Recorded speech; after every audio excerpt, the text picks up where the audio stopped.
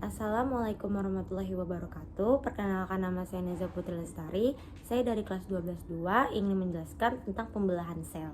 Nah, jadi reproduksi sel yang terjadi dalam tubuh makhluk hidup itu bisa terjadi secara langsung dan tidak langsung. Secara langsung itu disebut sebagai pembelahan amitosis. Secara tidak langsung bisa terjadi pembelahan secara mitosis dan meiosis. Oke, yang pertama ada pembelahan amitosis atau disebut juga dengan pembelahan biner amitosis, merupakan pembelahan yang memiliki ciri khas yaitu tanpa fase pembelahan. Jadi ingat ya, A itu kan kalau dalam bahasa Latin lainnya terjadi artinya tidak mitosis. Itu adalah fase pembelahan. Nah, jadi amitosis itu adalah pembelahan sel tidak melalui fase-fase pembelahan. Jadi bukan tidak membelah tapi tidak melalui fase pembelahan. Ciri-cirinya tanpa fase pembelahan disebut juga pembelahan biner dilakukan oleh organisme prokariotik. Tujuannya untuk memperbanyak diri atau perkembangbiakan. Nah, lalu bagaimana tahapannya? Tahapan dari amitosis. Tahapan amitosis itu diawali dengan ukuran sel dan bakteri. Itu akan perbesar jadi bakteri atau sel induk lah di sini, yaitu akan melakukan proses pemanjangan dan juga pembesaran. Ini ada gambarnya. Yang pertama ada sel induk, lalu dia pemanjangan sel dari replikasi DNA, selanjutnya invaginasi dinding sel dan distribusi bahan nukleus, selanjutnya pembentukan dinding sel, yang terakhir pemisahan menjadi 2 sel baru. Baru terbentuklah 2 sel anakan. Yang kedua ada pembelahan mitosis. Mitosis merupakan pembelahan sel yang memiliki ciri melalui fase-fase pembelahan. Selain itu, pembelahan ini memiliki ciri yang pertama terjadi di sel-sel tubuh.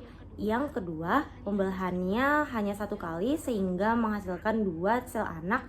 Yang ketiga, kromosom sel anak sama dengan sel induk. Jadi kalau misalnya sel induknya haploid, maka hasil sel anaknya juga haploid, dan jika sel induknya diploid, maka sel anaknya juga diploid.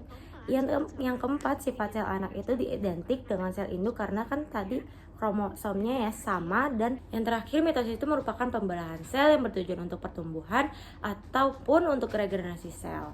Sebelum melakukan proses pembelahan mitosis, maka sel terlebih dahulu akan mengalami fase interfase atau fase istirahat. Jadi sebelum terjadi pembelahan mitosis, nah sel itu akan mengalami interfase terlebih dahulu.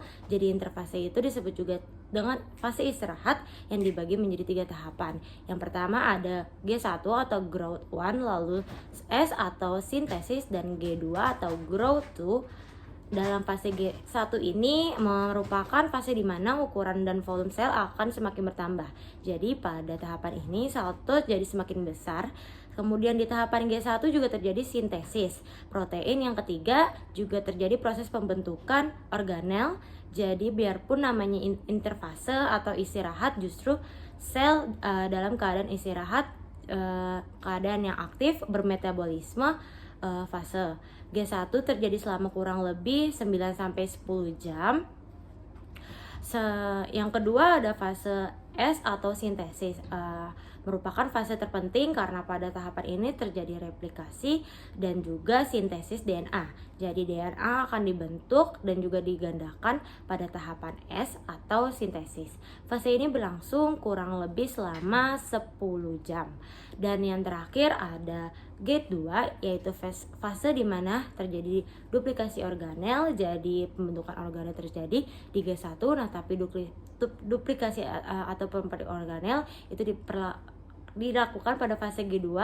Pada tahapan ini udah siap untuk membelah. Nah baru nanti masuklah ke tahapan mitosis yang dibagi menjadi ada tahapan korionesis dan pembelahan inti, dan juga sitokinesis atau pembelahan sitoplasma.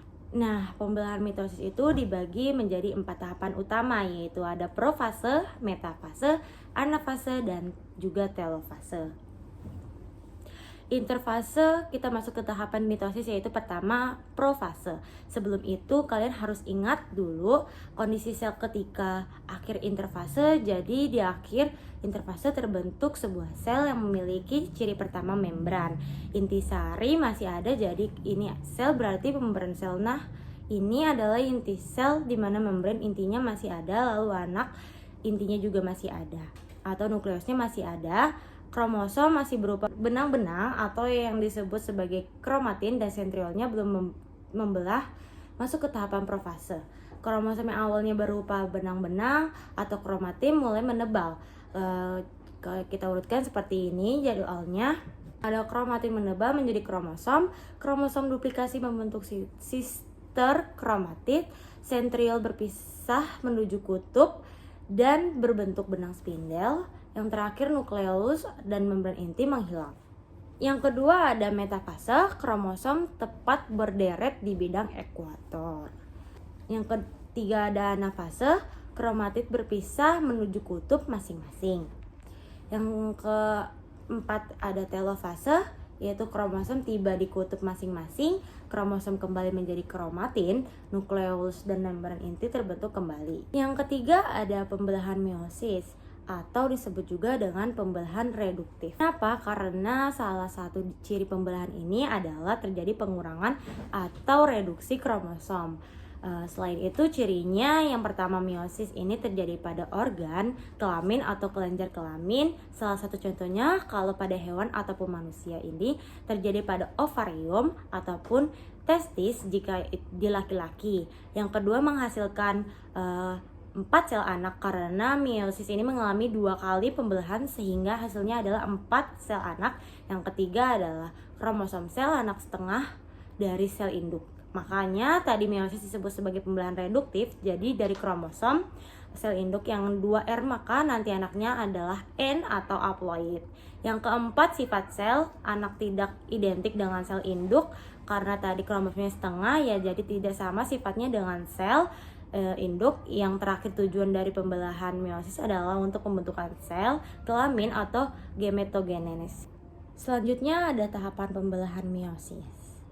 Untuk tahapan pembelahan meiosis itu sama saja dengan tahapan pembelahan mitosis, yaitu terdiri dari profase, metafase, anafase, dan telofase. Hanya saja pada meiosis 2 kali melakukan proses pembelahan sama seperti dengan mitosis. Juga sebelum terjadi profase diawali terlebih dahulu dengan interfase. Jadi untuk interfasenya tidak dibahas karena sama saja masuk ke tahapan profase. Untuk profase meiosis, jadi profase ini berarti pertama profase 1 meiosis ini dibagi lagi menjadi 5 tahap-tahap yang jadi ingat cara tepatnya ya. Jadi lainnya adalah ada gambarnya di sini. Untuk profase 1 meiosis dibagi lagi menjadi 5 tahapan.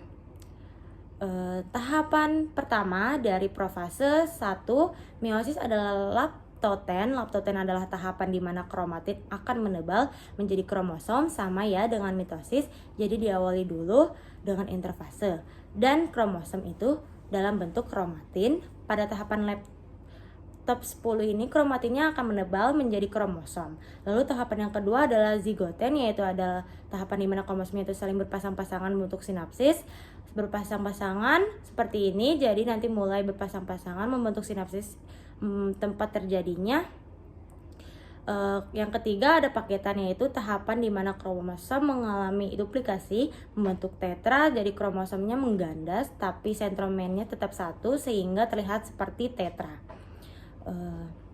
Keempat ada di protein, yaitu tahapan di mana terjadi pindah silang atau crossing over. Jadi pada tahapan ini terjadi pertukaran materi genetik, adalah kiasma atau titik temu dari kromosom homolog.